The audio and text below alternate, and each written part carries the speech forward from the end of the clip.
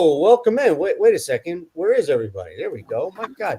Wait, that nobody wants to see just me. I mean, people would rather see the beautiful face of Brad Thomas, who has popped in the house there. Eric Lindquist is always smiling, and then me just looking like an ogre over here. So apologize about that. We should clip that before we post the show anywhere online.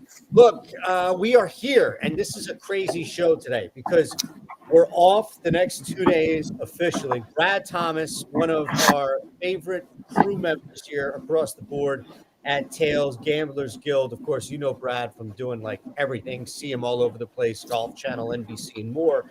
He's going to hang with us for a couple of minutes, and then we're going to get into like more of our actual show for, I don't know, 10 or 15 minutes with Tony Finn.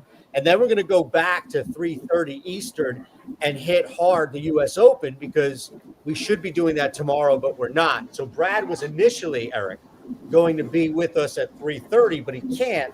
So we can't go in 2 days without hearing from him. No. It's not as he is in the first round. Not allowed. Not allowed. What's going on, my dude? Dude, listen, sorry I couldn't make it at 3:30. I have an You're appointment here that now. just got pushed back, but I'm excited about the U.S. Open. I actually, to be honest, I did that ranking of my least favorite major. It is my least favorite major, but every major outside of maybe TPC is better than any other golf tournament. Less than the PGA Championship? That's surprising to me. Yeah. I don't know. I think I just like how cute it is that the PGA professionals get to play. It's like this thing for them. It's so cute. But you get amateurs in the U.S. Open, which is always kind of the fun part. I mean, I've gotten to play in U.S. Open qualifying myself and gotten to bounce around. It's always kind of fun to be able to get there. Unless you turn pro, you can't play in the PGA Championship. So it kind of has its own bells and whistles, own perks. But I totally get it. I mean, it's not going to be easy is what I hear, Bradley. No, it's going to be tough. And I'm here for it, dude. Like, listen, I don't know. I have a personal preference of like and maybe not personal preference, but what I have more success is like difficult golf courses. I'm not good at picking winners at birdie fests. That's just not my thing. Maybe I'm just too narrow-minded and don't give enough guys opportunities. But at tough courses, I feel like you can go ahead and eliminate a lot of golfers. I did see something that was pretty interesting, Eric, and DraftKings has the king of the course, right? They've had king of the court, they've had king of the diamond, they've had, I'm sure, king of the rink, king of whatever it can be, right? Mm-hmm. King Kong ain't got shit on me. That's coming. The crown is yours. Here you go. So Brad put out a pretty interesting tweet because you need to bet on any outright guy who is going to lead round 3, and that's the operative word here, and round 4 in made birdies combined, right? Those 2 days. Yep. So you had a really cool breakdown as far as golfers this year and where they've been basically performing in rounds 3 and 4 in birdies or better category. Yeah, I did. So I do a lot of modeling, and I've just been trying to make it more and more accessible to my members in my Discord. Like, I just think you can't win anything without data. I mean, you can, but long-term success is rooted in data. And so what I did was I took everyone who's played the last 24 rounds, their birdie or better percentage in rounds 3 and 4 combined, and then averaged them out. And then I actually went and made it a little bit further, and I crossed out all of the guys who I think stand no chance at this course. And I ended up coming up with a list of, let me see, how many golfers is this? Like 10 golfers who I think can actually make it. And I can just go through and tell you the ones that I think, and none of them, it's no one in the top. Well, I have John Rahm. So only one guy in the top, which is John Rahm, who is 6th in birdie or better percentage. Sepp Straka, 11th. Patrick Cantlay, 13th. Scotty, 14th. JT, 16th. Hovland, 16th. Bryson, 35th. Tommy Fleetwood, 40th. Nick Taylor, 45th. Xander, 50th. And Sam Burns rounds it out.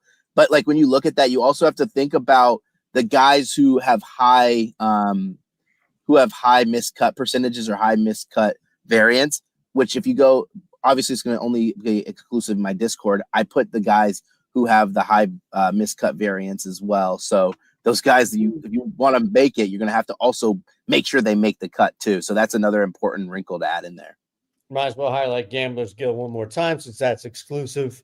in the Discord, as mentioned here, you're going to be hanging with us for a minute this week, doing some stuff on Spaces with Lindy tomorrow night. We've got a first round lead. Here's the thing. One thing we can't do right now, because it's going to come up, although we could argue, and you're a media guy, so you get the idea as far as different audiences in 15 and 30-minute intervals. But I feel like it's going to be overkill, because every single time on here, it's, hey, Brad, you have a first round leader bet? Hey, Brad, you have a first round leader bet? Like, how could we not? How could we ignore the fact, like, Lindy is on another planet right now. Everything he's touching in baseball is just turning, incinerating, if you will, evaporating.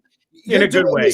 In a good way. And you're doing this in a market that is just, it's not meant to be hit this way. It's not meant to be treated this way.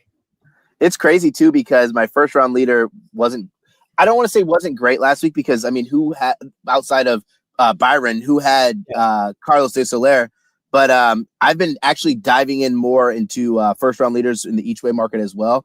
Had 2 golfers that finished, I think it was 2 in the top 8 last week, which was pretty cool, which still pays out pretty nice, like 10, 15 to 1.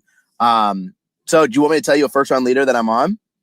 Yeah, because here's the thing, all right, and this is perfect. If you're watching on Tails right now, if you're watching this show exclusively here, you may get this bet, and you may choose to do this if you're following along wherever you may have gotten this already from Brad. But this is going to be, and I purposely held this out, this is going to be the FanDuel first round leader profit boost. All right, so we're going to apply this. This is the show ride, all right? And, you know, normally it would be like a 3-leg parlay, what have you. I think this is probably the one time, Eric Lindquist, that I can say I can speak for you, which is we can take a back seat and just defer to Brad on this market. Yep. Yeah, so I'll go ahead and give one. And, you know, first round leader is a lot to do with weather advantages. And sometimes, no matter how good of a meteorologist you are, you just can't predict how the air is going to do, how much air pressure is going to do, and how much moisture is going to be in there.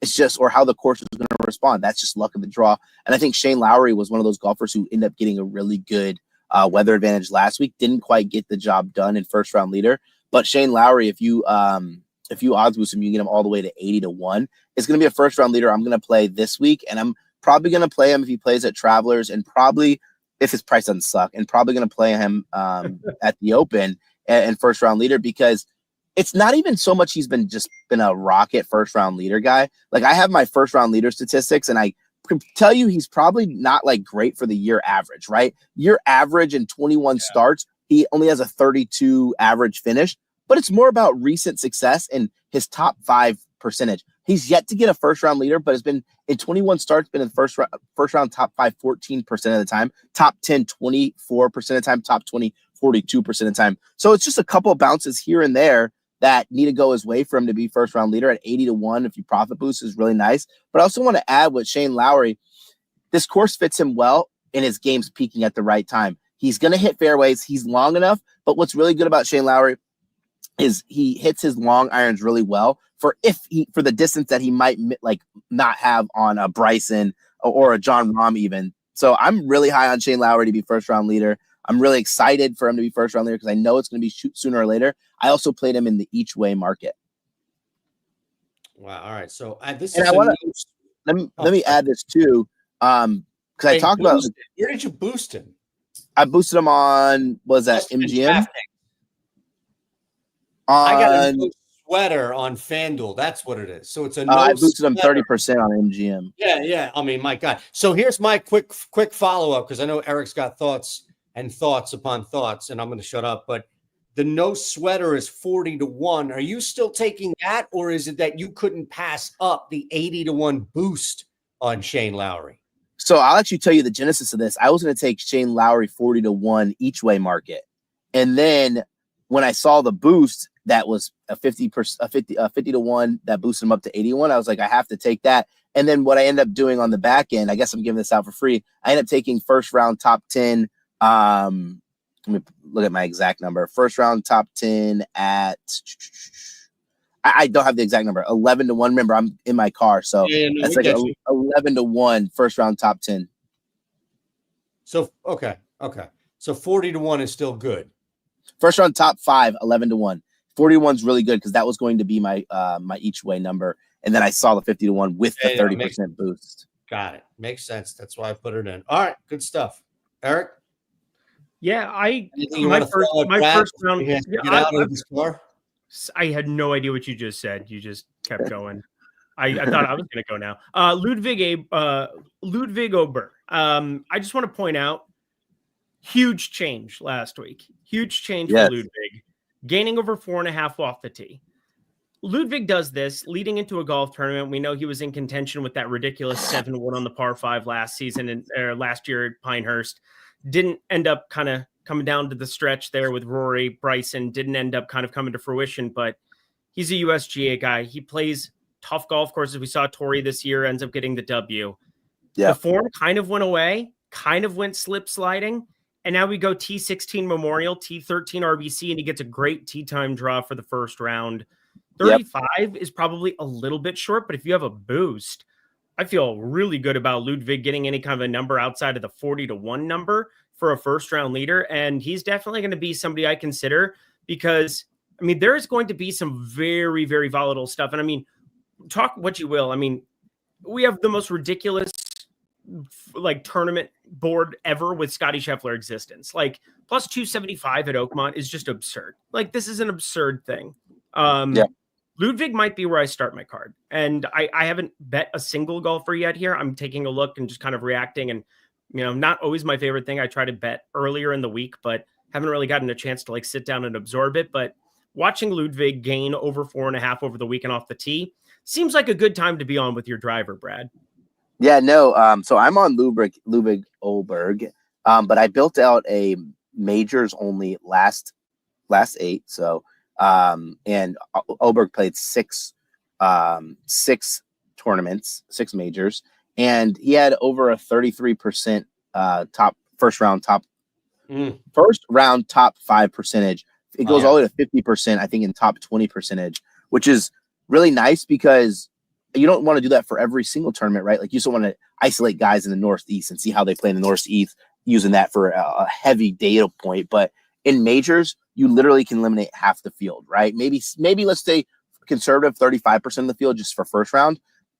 I mean, if he's popping like that at majors, that's a really good percentage to hit. I didn't get all the way there yet. My card's not done, but I will be betting him I already bet him in the outright market. I bet him in the without the big 5 market too, because I thought that price was wrong, and it seems that I was correct early in the market, and the price has now jumped too. So you know him really are, Brad. Brad, we appreciate you, brother. We know you got a jet. We appreciate you just popping in.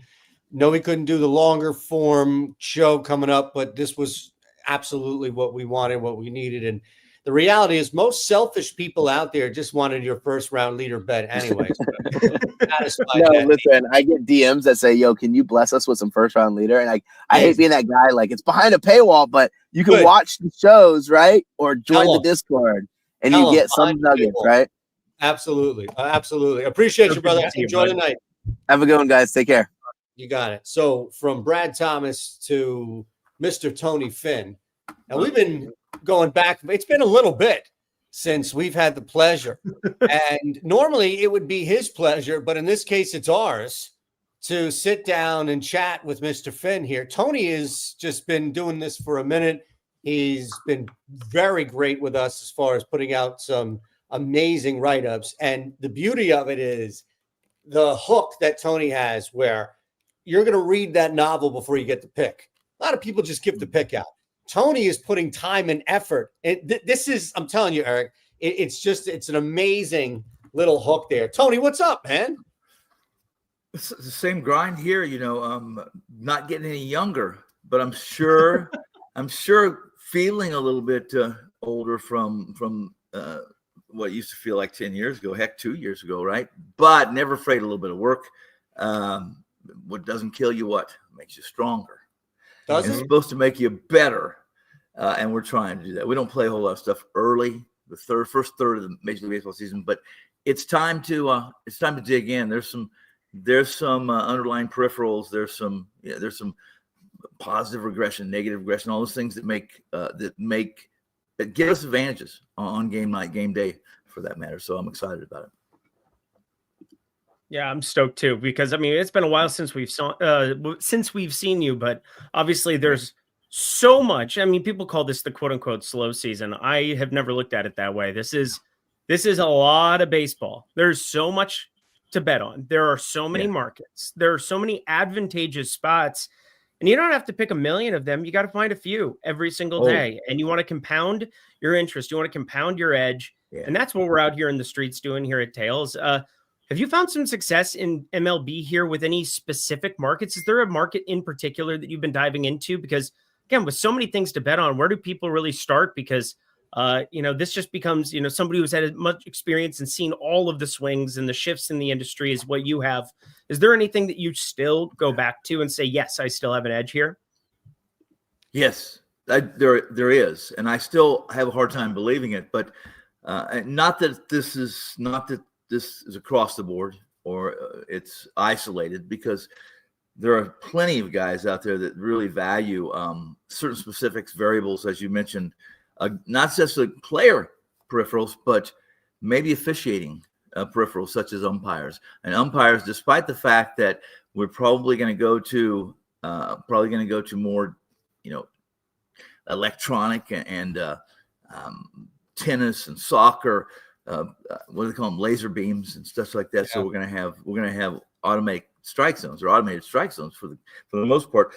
But I still think it's a ways off, and I still think that it really doesn't phase umpires that are veterans. The veterans who have, they've set the trends, they've set who they are.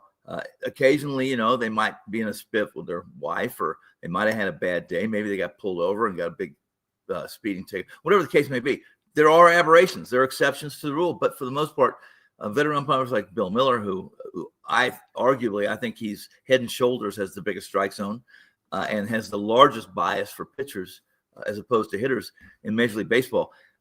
They're still pretty consistent game in and game out. And other than the first game of series, and you can still get umpires in the first game of series, 3-game, 4-game, 2-game, whatever the case may be. Maybe only 2 hours before game time. But other than that, we know who the umpires are going to be. And we can play and pick. And for the most part, the new generation of the millennials that have come into this market legally now, right? Legally, guys? Mm-hmm. They like props. They really like props. They like same game parlays. If you look at some of the numbers and some of the data from the Super Bowls, which are, I think, they're not necessarily a good example of the everyday grinder and the summer guys, even the weekend warriors that play every day in the summer, and they might play 20, 50, $100. And obviously, guys who play a lot more, but they're not traditional. They're not playing straight money lines or maybe a traditional run line of -1.5. Alternate run lines and props that are plus money props. You don't have to take these big minus plus props. There are some that are favorable, guys. There's some minus props that guys say, I'm not going to lay that wood. But do the math, the probabilities of it. Sometimes laying $1.60, $1.70.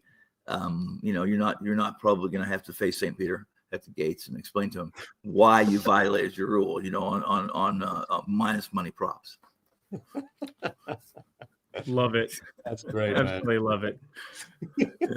So you're looking at the board tonight. Is there anything that jumped out at you? And maybe you've got a free play. I didn't see anything yet, but the Not day yet. is young. Again, I was going to say the day's young where I am, and it's a little bit earlier where you are. So clearly there's plenty of time for you, Tony, to get something out. But I imagine, since it is already 3:19 on the East Coast, that this isn't the first time today that you've looked at, let's say, the MLB board, what have you. Is there anything? Are you looking at WNBA? Is there anything other than baseball that you've looked into, like specifically that you're hitting outside, of course, of when the NFL and college come back? No, listen, I'm not a big NHL guy. I'm a big NHL fan. I had 5 NHL plays all year, and I had one future. And that one future came in the final week of the regular season. I played the Panthers, win it all 11-1. Wow. And I'm still not a winner on that, but at 2-1 now I have some leverage, and I'm one of the nicknames some of these guys on the tour, on the TV and radio and podcast tour give me is the hedgehog, because I'll hedge anything. I will listen, it's nothing. I will not hedge. If you're going to tell me, listen, here's what you're getting. Here's what you got invested. Is this fair? Yes, sir. Just put it, here's my, you know what my account is. Put it in my account right now. And that's what I do. Now, have I suffered a few sleepless nights because I hedged? Yes. But I've also had some I didn't wake up with a hangover because I made the right choice too every once in a while. So that said, yeah, really at this point in time, I do this. I do the big. There'll be one game that I really like. There'll be 7, 8, 10, 12 positions in a game that are all correlated, guys. And of course, I've titled it, the Dead Presidents Report. And this is what I do. And it's unusual. I don't have one a week. Sometimes I have two. It's odd that I would have more than that, but it happens. It's situational. And I really like them. Tonight, there's a game I like. It doesn't quite qualify as a Dead Presidents Report, but I still think I'm fading. And listen, I'm a big Dodgers fan, and I do a bunch of radio and TV with a couple of big Dodgers fans. Nice. And they're a little bit disturbed that I've been fading them, but it's been successful right now. They're just guys are just so damaged. I mean, if we go through their pitching and the top of their lineup, I don't care if you can't pitch, the top of the lineup does have 3 Hall of Famers going 1, 2, 3. I think you guys would agree. 3 future Hall of Famers, 1, 2, and 3. A team that probably was not expected to lose 50, 60 games this year that still might. And I think the pitching matchup tonight favors. Cease isn't getting much love, guys. His peripherals are still pretty good. His underlying numbers, his metrics, he's still like 11 and change as far as a strikeout, per 9. But he's had some bad luck, and his secondary pitches have been hit hard. So that said, I don't know. Have you heard much? I think the Dodgers are going to do basically be a bullpen. An opener. Yeah, so there's 2 guys. So I this was my first bet yesterday. So I love hearing that you're on it here as well. -108 was the opening number on FanDuel. Always like to look at the FanDuel markets because it's inside of a dime line. You usually get like the inside of the -110 both sides. So like when I'm trying to just quick trigger something that I think is inefficient, I usually do it there. And FanDuel, you had -108 San Diego, which was a broken number.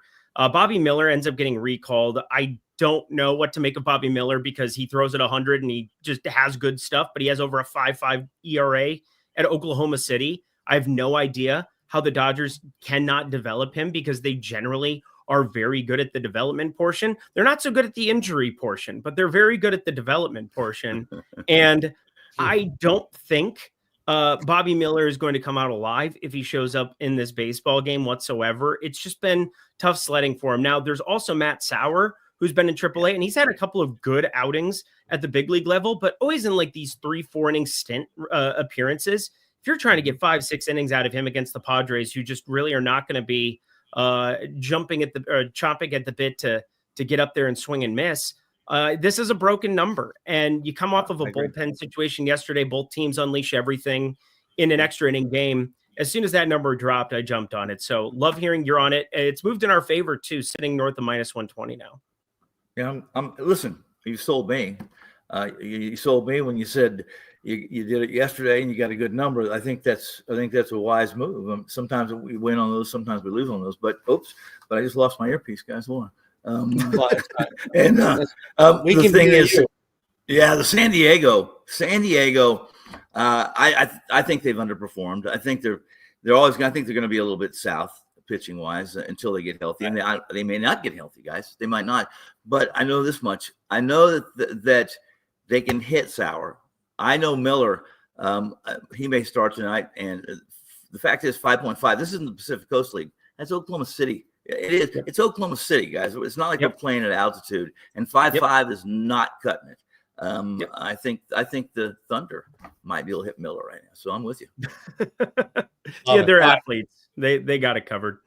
So that's leg 1 here. You didn't even know this, but we were building a show parlay, and that was the first leg is San Diego at home on the money line against the Dodgers. So with that, I will add, and just making sure there's no difference between the alt and the over, as FanDuel loves to do that. A lot of books too. I don't want to just single out, but I'm not going to take the bait. Look, I mean, the most obvious, I've been getting killed by some ridiculous stuff over the last 10, 11 days to like some of the most obvious, right? Like the most chalk of chalk hits. And it's just like, are you serious? You know, last night, the fucking run line, the puck line and the over hit. Great. Yes. All the people who quote unquote lose all the time cleaned up, right? So stuff like that. And it's just been insane. I'm not even bringing up, and now Alex Bickle is hanging on, waiting to pop in, and you know other professionals who are amazing at betting the world of golf. I'm not even gonna. I'll spare you the Sam Burns heartache that happened last week.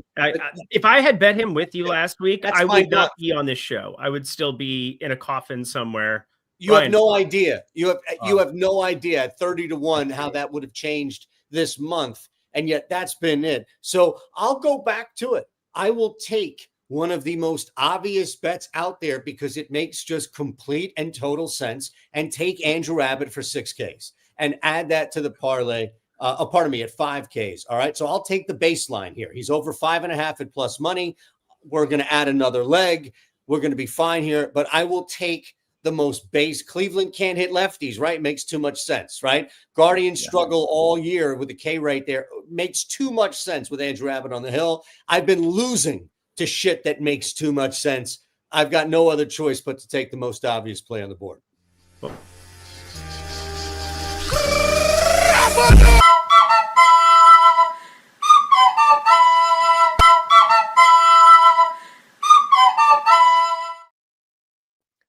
You had both of us trying to say something else, but yeah, sure. Let's go right into the. We're keeping this thing moving. Tony's got. I know. I like the flute there, though. I really like the flute there. Thank you. Really I really love it. Really love this professional show that we do with professional effects to make me look stupider than I am. But, if it was any more professional, guys, it would be it wouldn't be real. So I like it. What do you have as far as Todd Tickner there, who's going to be your home plate umpire in tonight's game in Cincinnati? Tickner. He's neutral. He grades out neutral with me. You're gonna get about league average strikeouts per game, league average walks allowed per game, and much of that situation with him. Who's pitching? Does Tickner give the low call? He doesn't give the low ball. Tickner doesn't. So if you got a two-seamer or a four-seam guy that's living at the bottom of the zone, it's not the best matchup. Again, I compare it to like, what's the odds on John Daly? Because we're talking about golf. I'm in on John Daly, but I can't find him most of the time on the odds boards anymore. So I don't know what to do. There's only a handful of John Dalys, and there's only a handful of Bill Millers umpire wise. So tonight's umpire crew, there's nothing that stands out for the umpires, but we've had some really good luck being right about umpires and specific pitchers. And tonight, Tickner is not a guy. I play some games on Bill Miller. I'll say I don't care if they resurrect Cy Young and bring him back. There's some umpires that just aren't going to help Cy, and then there's guys like Bill Miller who would help you. The three of us, definitely. Well, speaking of strikeouts, yeah. Well, did you want me to throw it out there, Eitan? You want me to throw it out? 6.5 strikeouts for Mackenzie Gore here tonight. Again, a decent umpiring crew just as far as like neutral. Yes. I got this at plus 125. It's now even money. That is drastically different. So just want to throw that out there. It was a broken number at open. I don't know what to say other than Mackenzie Gore. He's just going to rack up strikeouts. He's probably going to have a ball go 480 off of Pete Alonso's bat at some point in time too. But there's no doubt that the strikeout stuff, 35.5% K rate. He had one game that was kind of an outlier at the beginning of the year. The sun was directly in the eyes of the Phillies in his home ballpark. And so I've just graded out a lot of his road numbers, a lot more than his home numbers. And he still just looks absolutely fantastic. Oh, and wouldn't you know it, here against the Mets, when you start getting like Torrens, you start getting some of those other guys as opposed to like, Jared Young is probably not going to be in your lineup here today. I didn't end up running the lineup here once it dropped, but the Mets, you get Torrens in there in the 6 hole, you get Mauricio in the 9 hole, Tyrone Taylor, back half of the lineup. There are more than enough strikeouts here for Mackenzie Gore. Yeah. All right. I agree. I do. I don't know how.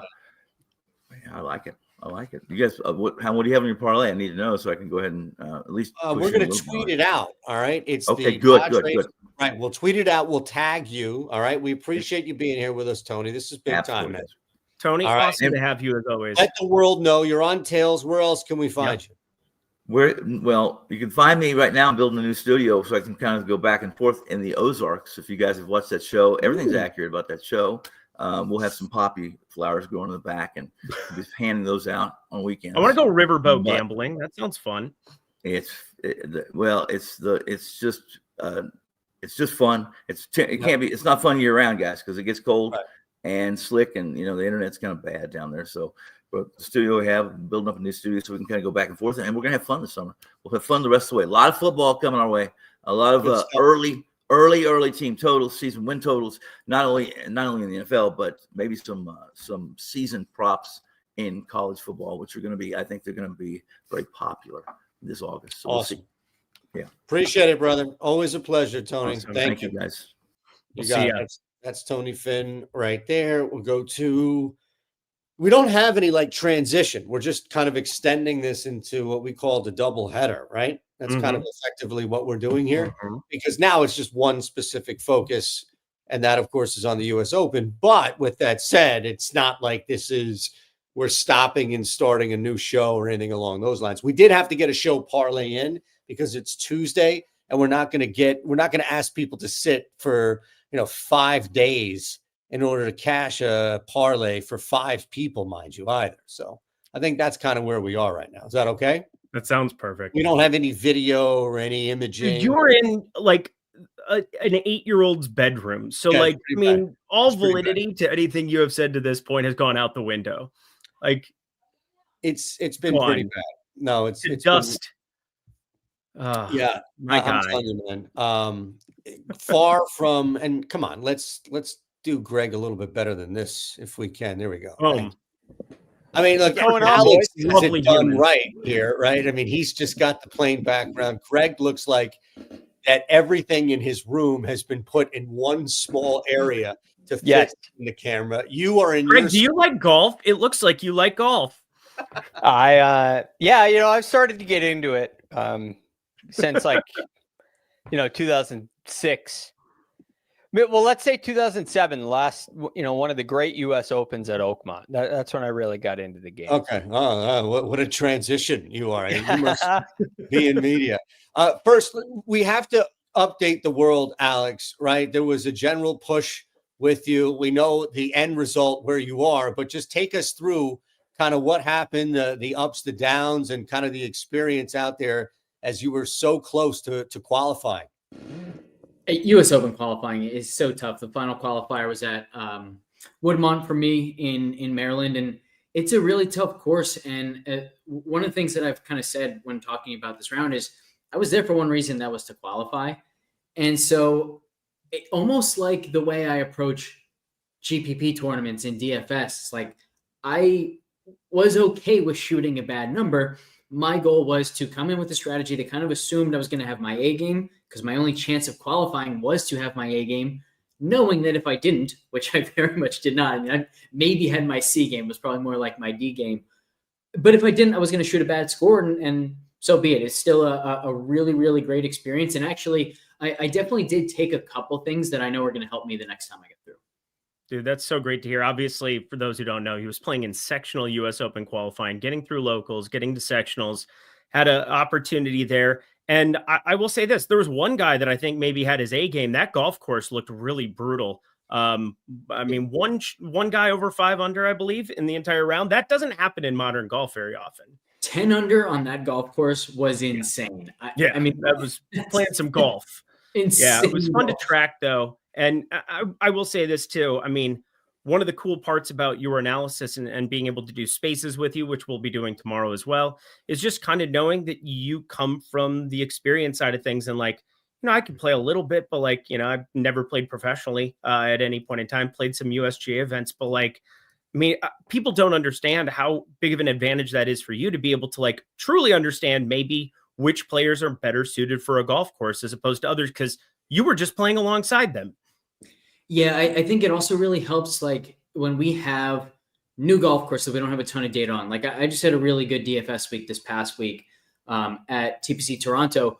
It helps me kind of just gauge like what skill sets are really going to shine on certain golf courses. Like the length of the course last week made the entire industry, myself included, like immediately jump to driving distance. And the more I looked at the course, the more the week went on, the more I thought, hey, wait a minute, like these fairways are wide enough and there's enough of like a distinction between super long holes and short scoreable holes that I think we're actually going to see more of accuracy really come to the forefront. And so my entire lineup was just like an accuracy stack, and it hit. Got me two $4,000 tickets to the Millie this week.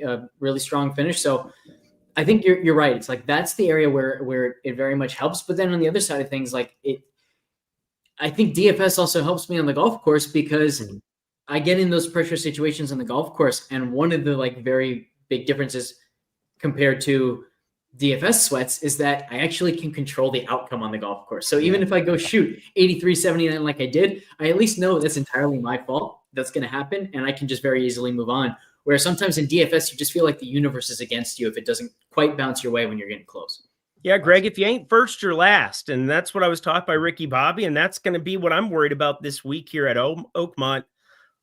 Just starting with the brutality of the golf course, with the videos of the long rough. And obviously you're in the weeds over there as my dog decides to maneuver his way around my chair. Okay, cool. Great stuff, Duke. Definitely feeling as trepidatious as most people would be like to actually play this golf course. But I'm just terrified of putting money down because there's going to be some dumb things that happen at a US Open. There's going to be some guys who shoot some high scores. I mean, we just heard Rory shot 81 in his practice round, and he's just kind of laughing about it because it's like, oh shit, this is big boy golf we're about to deal with, Greg. Yes, and look, this is what the US Open is designed for. It's supposed to be the most comprehensive test in the game. It's supposed to test every single area of your game, and this one certainly will. You know, you've heard every single player talk about it in the lead up. You have to hit fairways. Once you hit fairways, you have some greens that are, I mean, enormous greens, right? They're 8,500 square feet, and they're bigger on average. They're bigger than they were in 2016, but in 2016, they were still large, and they were the 9th hardest greens to hit on tour, and there was rain, right? So that's not an easy thing. The scrambling is brutally difficult, especially there's a lot of rough around these greens. You know, if you're, and if you end up in that, I saw videos of guys on the practice area pitching it into the bunker, like time and time again. You know, it's just, I heard a report from somebody who works with SiriusXM who was out there on the golf course and saw Scotty Scheffler hit a couple practice shots from the rough 50 yards from the green and was making full swings with lob wedges. And you know, some of them bounced up onto the green. So this is, in my opinion, going to be the truest form of hack out rough that we've seen in a long time in a US Open. And in order to handle that, many people think you got to hit it in the fairway. Of course you do, but the truth is you're not going to every time. So what can you do after that, after the hack out? And I think that's the real separator this week. Oh, can't wait to look at like 75-yard third shot wedge shots. That'll be a real fun statistic to dig into tonight.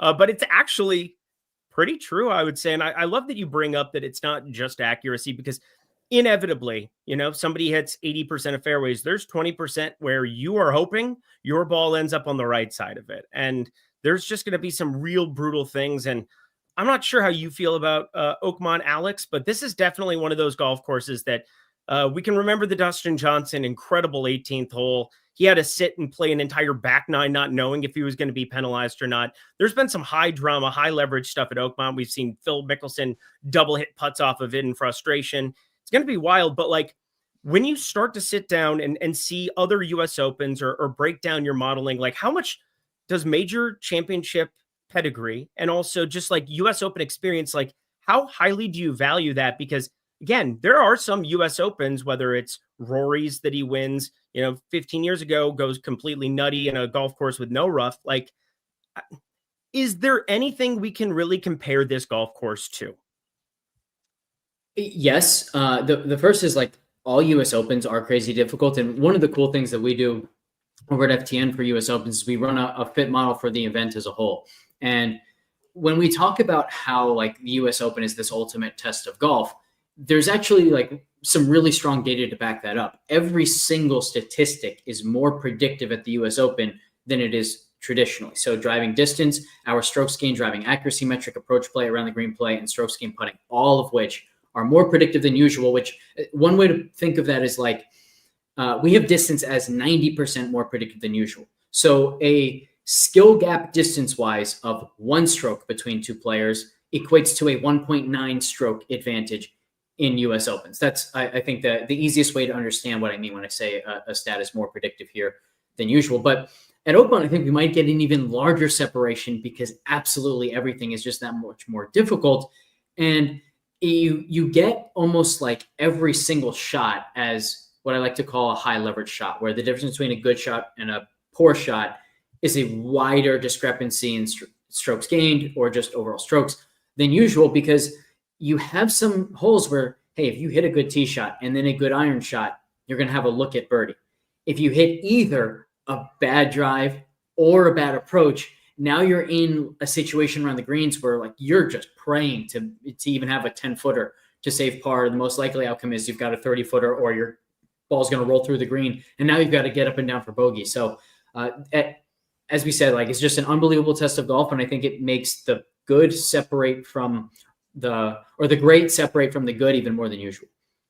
Yeah, I'm curious how deep you guys can go to work outrights on something like this, where you mentioned, and Greg, really it's a question for both of you, but we can come back to Greg on Greg this. was just on Sirius XM. So we're going to go to Greg here to start off. Look at this coming in. How about that? I mean, look, it's like you're famous. So again, we do want to hear some of that goodness here. Fellow media member Brock Newsom, right? Isn't that the lead anchor from The Simpsons? So real recognize real out here. We love that. I'm just curious, like, how deep can you truly go? And this does not mean that everything has to be ushered to the top. There's going to be mid-range, but mid-range has been redefined now because you've got a guy that's simply less than 3-1 to win a freaking major. Granted, as warranted or not as it may be, this was not a question about Scotty Scheffler, Bryson, or John Rahm. It was more a matter of Brooks Koepka, Jordan Spieth, Daniel Berger, Siwoo Kim. How deep can you truly go, Greg, before somebody who knows what they're talking about, like you two, start laughing? Not very deep, but there's a caveat to that. All right. So here's the thing. Coming in to the PGA, there's like 5 guys that can win. And I told you guys here, there were 2. Right, it was Bryson and Scotty. That was it. Yep. Those were the only guys on my outright card. Yep. Coming into this week, I thought like 2 weeks ago that it may be more open, and the reason for that is you can get some crazy bounces and some crazy weird things. And when Oakmont gets firm and fast, it's there's definitely a little luck mixed in with all the skill, and those are the kind of things that can take out a Scotty Scheffler. Where great shots aren't necessarily rewarded. Right. That opens things up a lot. But with the rain that we've had this week, the rain they've had all spring, and rain expected on the weekend, at least there's a chance of it on the weekend, I don't think it's going to be out of control fast. And the more in control the golf course is, the more, everything that we've said so far about it being difficult, those things are all still very true. But I think it will put a greater reward on good shots, which just points to Scheffler. Like you listen to all the players talking about this. You have to hit fairways, they all say, but nobody's going away from driver. You still have to hit driver too. That's the big conundrum. And the straightest player of the longest players is Scheffler. The best iron player is Scheffler. He leads the tour in 43 different statistical categories. So it's Scheffler to me. What I find fascinating is the market of winner without. Yep. And on DraftKings, it's without Rory, Bryson, Rahm, and Scheffler. Now, that's where I think you could have some fun. That's where I think you can go down to, I think you can go down quite a ways. I think Cam Young is in play for that at 70-1. You may even be able to go longer. In fact, I think you'll see somebody longer than that finish inside the top 5 this week. I don't necessarily know who, but could Davis Riley play great and finish 4th behind Scheffler and Rahm and Bryson, or some combination of those guys? Yes. So I think it gets way more open when you go into the without market. Great call. Alex, I mean, I would pose something similar to you in that if you are looking, and it's not even so much to force a long shot, but even if you wanted to reason through it, but I'm sure that just every time there's something that pops in the model that gives you some long shot hope that you could apply whatever unit size you want to it, but it does pop every now and again. I just, as Greg laid out the conditions, who you're battling up against, the odds that make sense. So just curious how your mind works with your model here. There's a guy at 100-1 that to me should be 40 or 50, and that's Keegan Bradley. And I've been on Keegan like over and over again. I mean, he's playing outstanding golf, particularly with the ball striking. But the other thing that I really like about him here is his splits on difficult golf courses and on fast greens are tremendous. And he finally got to that type of golf course, both at the PGA Championship and then at the Memorial. That's where he has played his best golf this year. He's just like such a great fit, I think, for this course. It's the perfect skill set, or he has the perfect skill set where he can actually like have that week where his ball striking competes with the ball striking of a Scotty Scheffler, of Bryson DeChambeau. To me, like that's what you have to have when you're looking for these guys that we can call him a long shot because he's 100-1. But let's also remember that like a couple years ago, before Scotty got this dominant, Keegan was 40-1, 50-1 most events, and he's actually arguably playing better golf now. And so his number has adjusted to Scotty's dominance. That's why I still really like him here. And when you go into this group, you need to find somebody who can have that spike week with the ball striking that puts him in the same category as a Scotty or Bryson. And that's absolutely Keegan. I love that shout out. I mean, we had talked about him at length last time out. It really doesn't change for me right now. And the Ryder Cup captaincy, that really doesn't play into my mind at all. But let me tell you, it doesn't hurt to know that if you're going mano a mano with Scotty Scheffler, you might actually be the one that people are rooting for. Like that's kind of an uncommon type situation, is it not, Greg?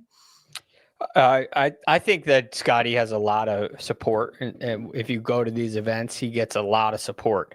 But Keegan Bradley is certainly popular enough where a Keegan Scotty duel down the stretch would be fast. I think people would just be going nuts. Keegan in his career has really, the perception of him has changed in a complete 180. He's gone from kind of a guy people didn't really like. They didn't like his antics before he hit a shot. Forever. Yeah. Right. All those club twirls and the stutter stepping, and then he wasn't particularly nice in the media. He didn't seem like a good guy, and it's gone 180. Now he is. Everybody loves Keegan Bradley now, and they don't even care about his club twirls anymore. So I think Keegan going, if he gets in the mix, I really like him this week too. He gets in the mix, he'll be a fan favorite against anybody.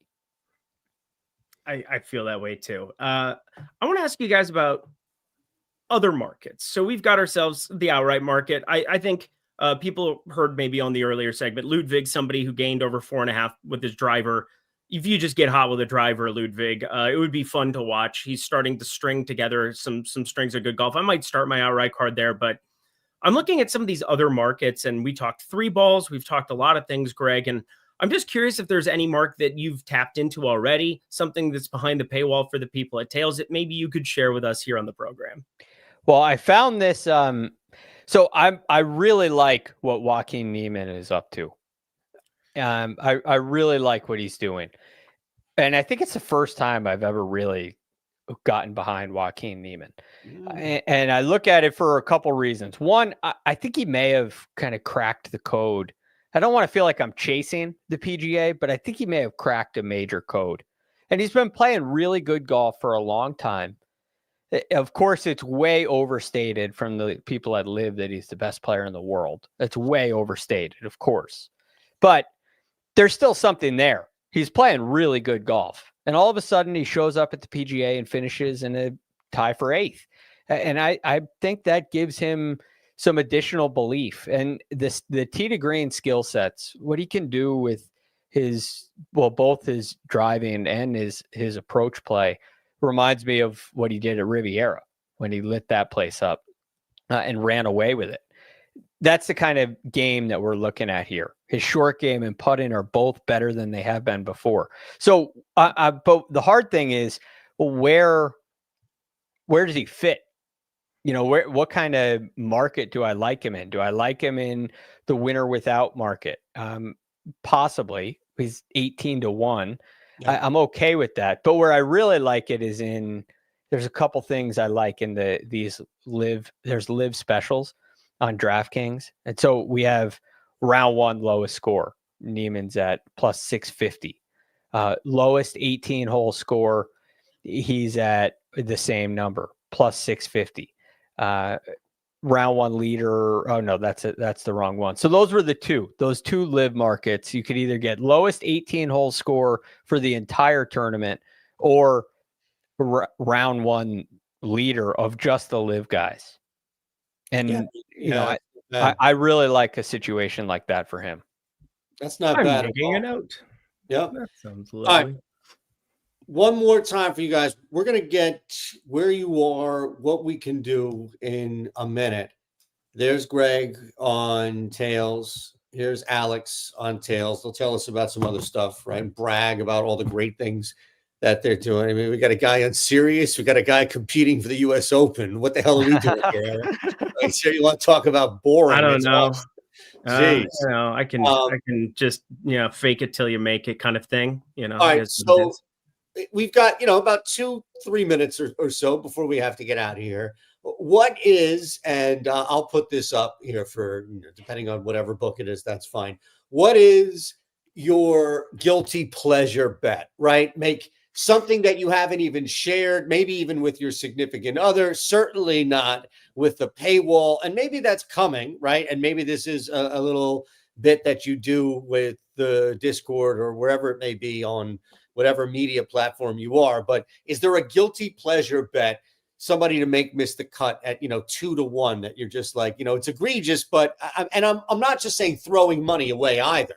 Right. It's just a market that you normally wouldn't bet, just like the Super Bowl or some other bullshit where it's like, normally I wouldn't bet this, but there's some value here. I found it. So it's not a bad bet. It's more so a guilty pleasure in a market that you normally don't tap. I don't think I've ever bet someone to make the cut before, but I did bet Grillo to make the cut this week, which I know is going to make Ben Rosen happy. Perfect. We've got him at 62%. His ball striking has been outstanding. I mean, he's gaining like 1.5 to 2 strokes per round in each of the last 3 events with his irons.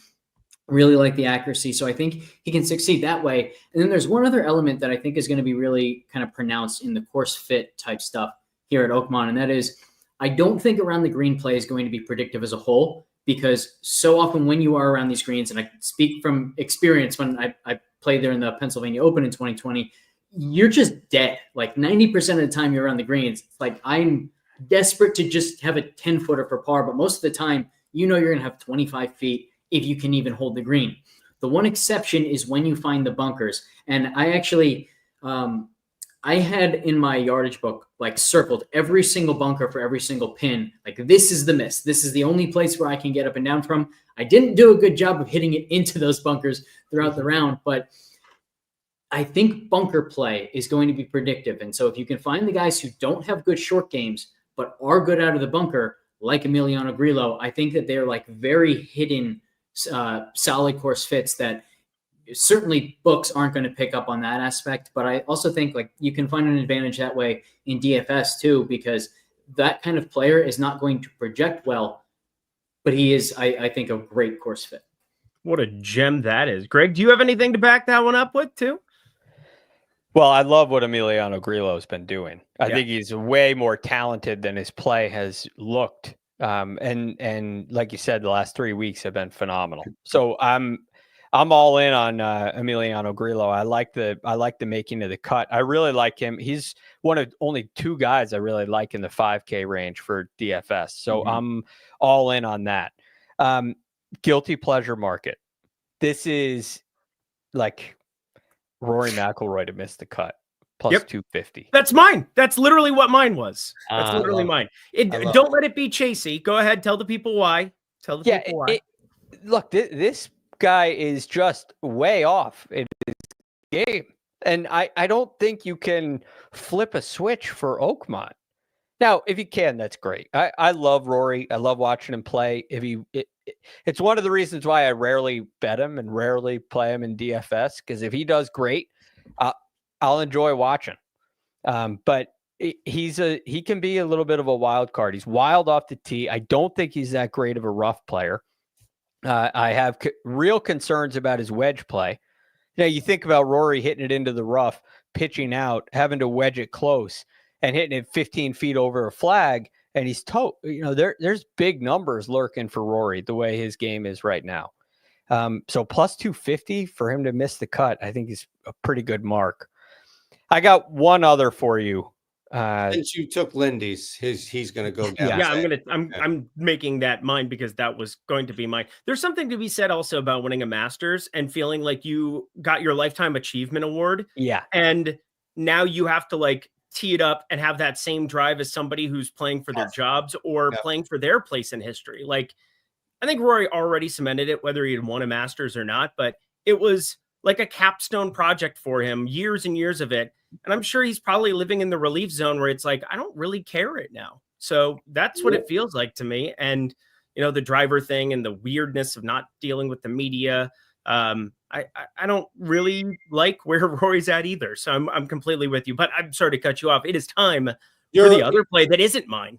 And you're a radio man. All right. We've got a hard out coming up. So we've got about 45 seconds on this one. All right. I'll do it in 5. I already talked about him. So Joaquin Niemann, top 5 plus 450. Beautiful. Alex Blickel won. There you have it on tails for Alex. Greg Ducharme golf picks for Greg on tails. And you already know the man, Eric Lindquist, Lindy 5 is in the house. All right. Appreciate you all being here. Again, enjoy the U.S. Open. We're back next week. Follow along. We'll have a ton of content here on Tails throughout, including spaces, Wednesday night shorts, everything else. See ya.